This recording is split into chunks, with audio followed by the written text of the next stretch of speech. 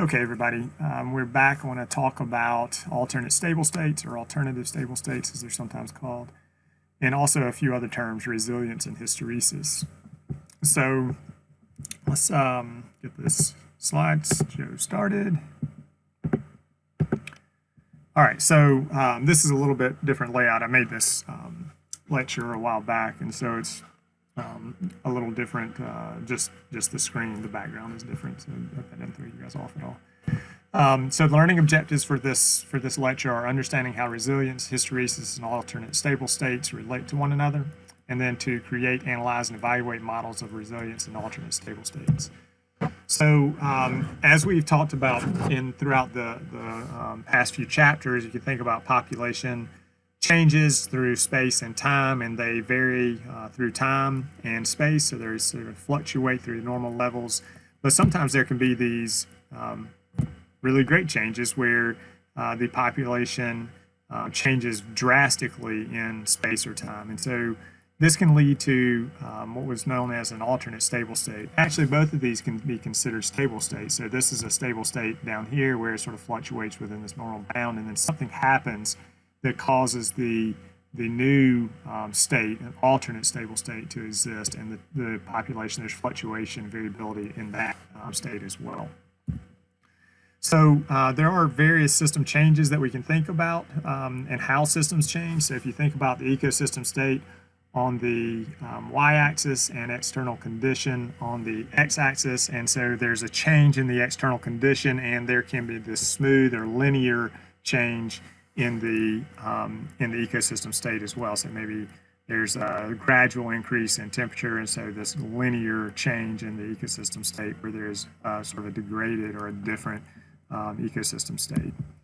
And the changes to systems occur naturally. However, systems can change quickly and to an alternate stable state if given the right conditions. So a couple other ways to look at these changes. You can have what is a non-linear threshold effect. So there's sort of a tipping point is another way to think about this, where the ecosystem state is declining, but it hits some critical threshold and drops drastically to this other sort of stable state. So you can see this is relatively stable, as well as this area up here. And we're going to talk about that some today. It is, of course, non-linear.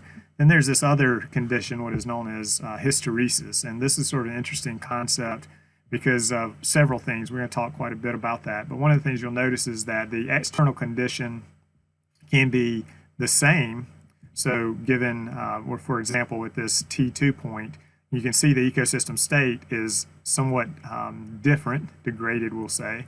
However, at that same external condition, you can see in this upper area here that we have a different ecosystem state, much higher. So what happens is the state is degraded or changes through this change in external condition. It hits some tipping point, and it actually can drop to this area. And to get back to its original system state, it requires quite a lot of energy input to go backwards and get back to this area here. We're going to take a little more look at that in a minute. So a few terms and to talk about what is known as the cup and ball model, about systems, alternate systems or stable systems. So you can think about this ball being sort of the biological or state variable. Down in the bottom, and this is the cup. You can see we have a cup here as well as a cup on this side. Okay, so the bottom of this cup acts as a basin of attraction, and basically what happens is the biological system is drawn back to this area. It likes to reside in this area. It sort of moves around a little bit, but it likes to reside in this basin of attraction. And these landscape parameters, can be represented as sort of the landscape, and these are the parameters that the ball rolls around in, and as you change the parameter, the ball can drift up the cup, but remember, because of the basin of attraction, it intends to get pulled back to this sort of area here and wobble back and forth in this lower portion of the cup. This whole area is considered the domain of attraction, or the regime or state. And then you can see that there's a threshold, right? So we can be in this area, and if the ball gets pushed far enough, we get to this threshold, and eventually it can drift off into what is known as an alternate stable state. And so this results in altered structure and function of the ecosystem. Typically, in this system, this original stable state, there's a negative feedback loop. So the ball may get pushed, the ecosystem has changed a bit, the biological or state variables get changed, but due to a negative feedback loop, the system gets pushed back down into this basin of attraction, right? So it's sort of like this, rolls back and forth, right? But what happens, do it again? No. All right, what happens if the ball gets pushed to this point? Then we reach this threshold and we can end up in an altered structure and function for the ecosystem. So we're going to take a look at eutrophication. Eutrophication is a common and classic example of an alternate stable state. And this is typically in aquatic systems, ponds and things of that nature, where there is increased nutrient flow into a closed ecosystem, where there is great changes in the fauna and flora of the ecosystem. And this is actually a picture from a backpacking trip I did in Glacier. And if you look closely, you can see my buddy here in the distance. Anyway, moving on. So eutrophication, as I said, is sort of a change in nutrient input. So we have nitrogen, phosphorus, and potassium that gets put on crops to increase crop yield. Some of that gets into the ground, ends up in the water. Some of it gets into the water through overland flow. And due to the increase in nutrients, and typically these are nutrient poor waters, and the sun's energy, there can be algae that develops an algal bloom, and this algal bloom can actually starve the water from oxygen, as well as crowd out or act as a shade to the submerged aquatic vegetation and can kill them. Eventually this dies, and there is decay, which can suck up oxygen also, and it ends up killing a lot of the aquatic fauna. So this can be, and it's a positive feedback mechanism. So there's more nutrient that comes in, there's more algae that lives on top of the surface, it dies, it decays, kills more fish, et cetera, et cetera. So it's a positive mechanism, just sort of feeds on itself. So continuing to look at alternate stable states, this is our, again, cup and ball system that we are looking at, our cup and ball model. And there are different ways that variables can shift. So you can think about the state being, the ball being pushed up to this precipice, this threshold, and then you can also have a shift in parameters. In other words, the shape of the landscape, so to speak, changes, and you end up with the ball in an alternate state. So you can think about a nutrient input. So our little hamburger here gets, our cheeseburger gets input into the stream, so that would be like our nutrients, increase in nutrients from overland flow and subsurface flow from agricultural fields. And it sort of kicks this ball into an alternate state, sort of kicks it over into this alternate state, right? And sort of bumps it over there.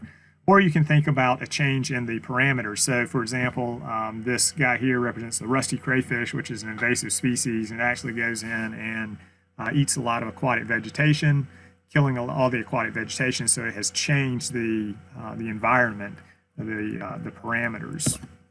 And so it actually sort of pushes the landscape, if you will, up and forces the ball into this alternate state. All right, so how much can a system change before it becomes something else? And this is the sort of the definition, or how we think about resilience, right? So if you think about the ecological resilience concept, the steepness and the width of the cup are what dictate how resilient an ecosystem is. And so the ball sort of rolls back and forth in this area. If the ball is crosses the threshold and ends up in this alternate state, and if we look at this example over here, the top panel A is the with regime A is our original stable state. We're trying to stay out of this regime B, or this alternate stable state. And if we sort of erode away or change the steepness of the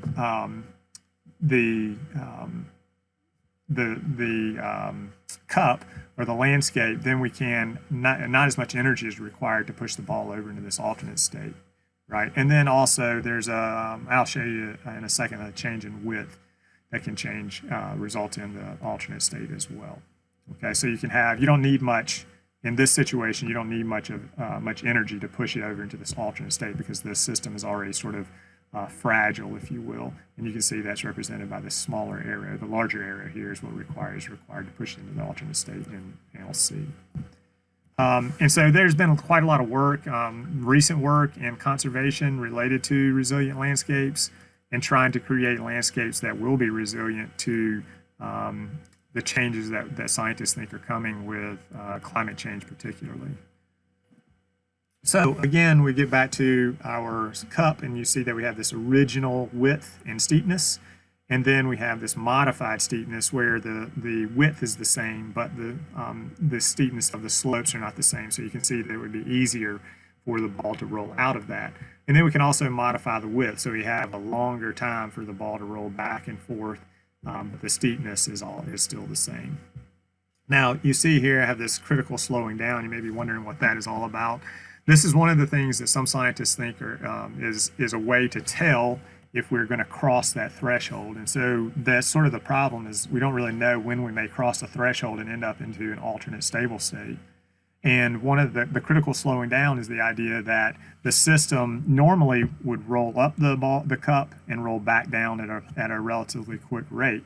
But if the system gets degraded, the landscape, so to speak, gets changed and the walls are not as steep, then the ball will roll back much more slowly. So if an ecosystem gets pushed one way, there's change, we would expect it to respond and get back to its original state relatively quickly. But if it comes back really slowly, then scientists are worried that we may be getting to this critical slowing down point where there won't be much needed for a bump to push it into this alternate stable state. The landscape surface, the width and steepness represent ecological structure and function. We sort of talked about that earlier as well. All right, so a few terms related to resilience. Those are grit, redundancy, and the ability to recover from disturbance, as well as uncertainty. And so I'm going to read these over here, but grit is continued activity despite obstacles. So you can think about that in your own life. You know, if there's something that's difficult and you say, oh, I'm going to have a lot of grit about that and I'm going to overcome those obstacles, then that would be similar. Redundancy is that the idea that there may be three pillars that are there that hold up some structure when only two are required. So there's redundancy in that you could remove a third pillar and the two pillars would still hold up the structure. However, you could think that if you only had two pillars, then that may be required. But if you remove one of those pillars, then the structure would fall down, and so there would be no redundancy. The ability to recover from disturbance is just that. It can structure sort of rock and sway and still stand. And then uncertainty. And uncertainty is sort of how many blocks are needed for redundancy.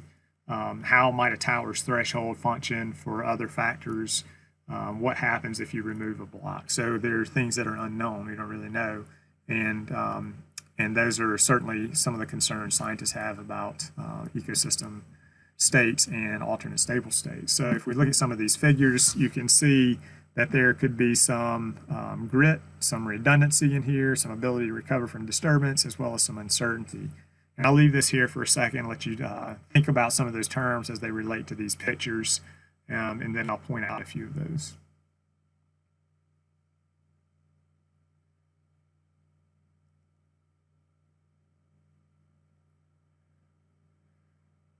All right, so grit may be the most obvious in this picture. So this tree that's growing up through the bumper of this car was showing grit. It was overcoming the obstacle that was put in front of it. Redundancy may not be as easy to see, but in this this is sort of a resilient city set up, and you can see that there are two bridges when maybe one would do. So you could get rid of a bridge or something could happen to the bridge and you could still get through.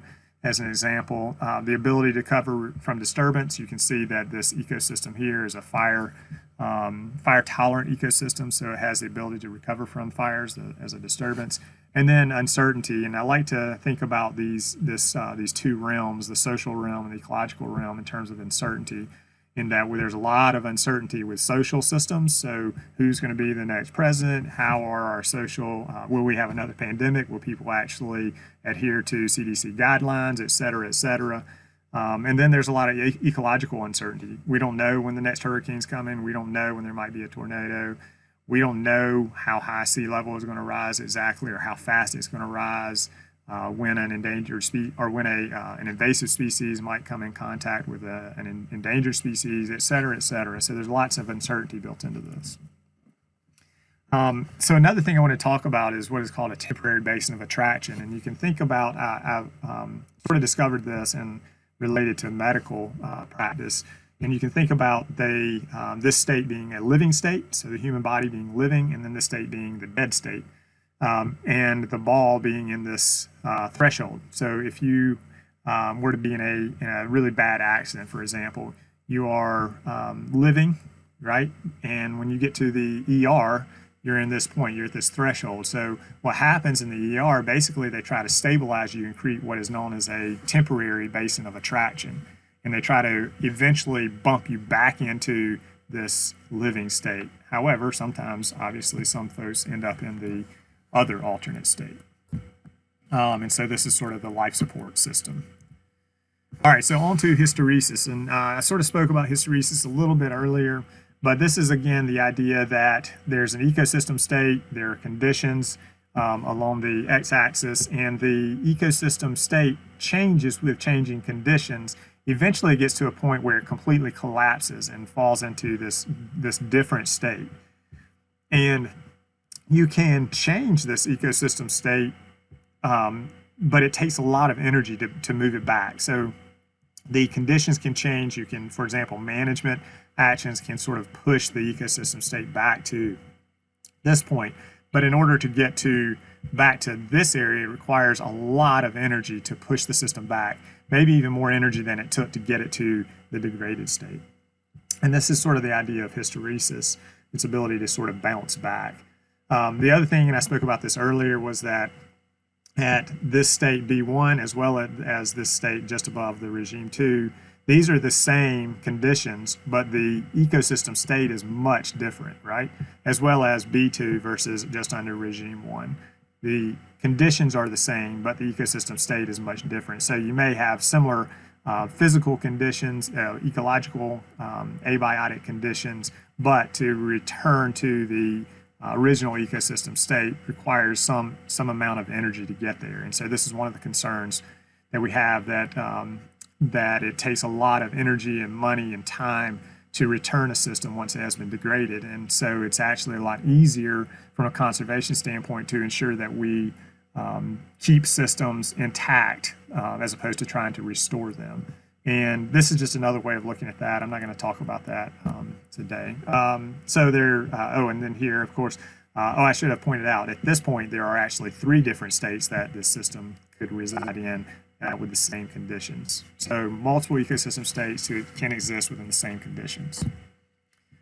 All right, so take another look at hysteresis as it related to our degraded water system, our eutrophied water system here, pond system. And you can see that we have nutrients on the x-axis and water clarity, and that can represent for healthy vegetation, dead vegetation on the y-axis. And so we have, as the system starts to change, you get increased nutrients, you get healthy vegetation, and it starts shifting towards dead vegetation. All of a sudden you get this threshold, and there's a sudden shift, right? And again, this can be before I get there, the system can be pushed back, so the nutrients can be reduced to this point, and then you can end up back into a healthy nutrient, but it requires a lot of energy. And so what keeps the system in a healthy system on the left here, the bottom left of the graph, is this negative feedback loop where there's healthy vegetation, it starts to degrade, and then there's some of the vegetation that dies, and so all the nutrients not taken up, there's more nutrients available for healthy vegetation, et cetera, and that's sort of the negative feedback loop. And then there's a positive feedback loop here where there is the increase in nutrients to the point where things die, and then you have more nutrients coming in because of the overland flow and subsurface flow from the nearby farms, et cetera, et cetera. So it's this positive feedback mechanism.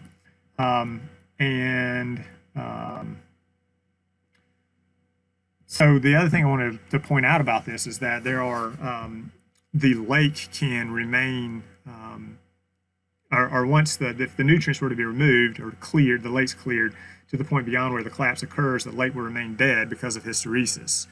And in order to return the lake to its original stable state, the amount of nutrients that are removed must be well beyond the original point of collapse. That's what I was sort of getting at earlier. The other thing I'd like to say about this, and I think I should have said this earlier, but you can think about this. This is not just an ecological collapse, right? You think about around a lot of lakes and waterways, there are a lot of times homes that are there, and so there's and recreational opportunities. So there's loss in property value, there's loss in recreational value, there's loss in ecological value. So it is a real concern.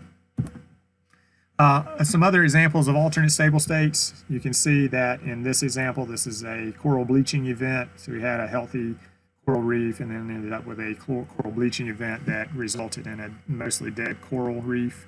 Another example is changing the fish community. So originally there was a largemouth bass as well as some quite a bit of macroinvertebrates. Introduced these this other predator as well. It was like maybe some type of sunfish, maybe a bluegill, and the biotic community changes quite a bit. There are now snails that are there, different aquatic vegetation, et cetera, et cetera. This is actually, in the upper right here, is actually a picture of what is known as a valley fill in West Virginia, where there was a mountaintop removal mining, and they actually dump all the what they call refuse or trash into a mountain stream valley. And so obviously that is definitely an alternate and somewhat stable state due to this activity. And then below, this is actually an historic rice field in the coast of South Carolina that was originally built by African slaves pre-Civil War. And these systems still exist today. They are somewhat stable. They do provide quite a lot of wildlife habitat for a lot of different species. So they're valuable for conservation in some ways, but they have this legacy of slavery as well as a lot of landscape change. And so this has been stable for quite a long time, and sort of a different way to think about these systems, that some alternate stable states may actually provide ecological or conservation benefit. And so why are alternate stable states important to understand?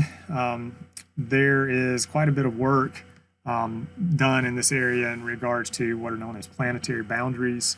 And you can look up Rostrom et al. 2009. And if you're interested, you can just sort of do more research on planetary boundaries. Then you can also think about this